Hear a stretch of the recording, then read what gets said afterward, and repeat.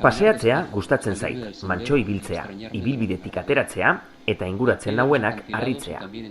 Amildegien ertzean eta zuhaixken artean ere bai. Menderatu gabeko natura gustatzen zait, monumentu txikiz eta galderaz betea. Landare geometriak, mugitzen den lurra, bide labirintoa, hemen topatzen dut nire lana osatzen duen materiala.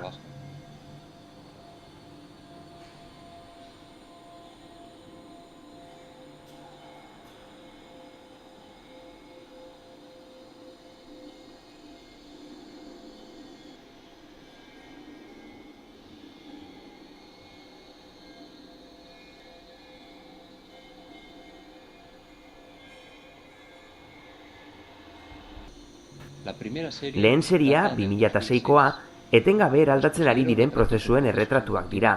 Paisaia oso dinamiko bat erabiltzen dut, xehetasunez gainezka dagoena.